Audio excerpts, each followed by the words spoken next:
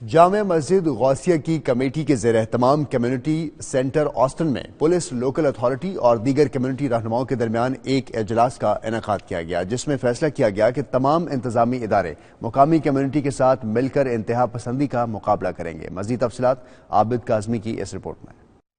گزشتہ دنوں برمنگھم کے ایریا آسٹن میں انتہا پسندی کے واقعات کے بعد برمنگھم کی غوثیہ مسجد کی کمیٹی نے لوکل اتھارٹی اور کمیونٹی رہنماؤں کا ایک اہم اجلاس بلایا، جس میں تمام کمیونٹیز کے نمائندگان کے علاوہ M P Shabana Mahmood, police chief constable نے شرکت کر کے مسلم کمیونٹی کے ساتھ اظہار یکجہتی کیا۔ اس دوران غوثیہ مسجد کے سیکرٹری جنرل نائب مغل پیر طیب الرحمان قادری اور دیگر نے 92 نیوز سے گفتگو کرتے ہوئے کہا کہ مڈ لینڈز پولیس نے ان کے ساتھ مکمل تعاون کیا، نماز جمعہ پر فل سیکیورٹی مہیا کی اور کمیونٹی کو اپنے ساتھ جوڑے رکھا۔ اچھے طریقے سے انویسٹیگیشن کی اور ان کو ریسٹ کیا، اور یہی ہماری مسلمان اور ہم پاکستانی کمیونٹی چاہتی تھی۔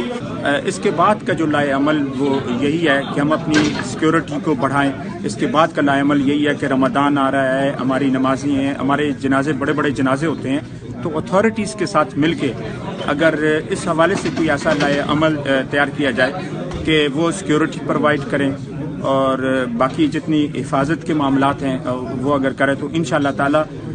مساجد کے اندر امن ہوگا۔ وہ کونسلوں کا کوئی وفد لے کے کسی مسجد میں جائیں گے، مجھے پتہ نہیں ہے کون سی مسجد میں جائیں گے، لیکن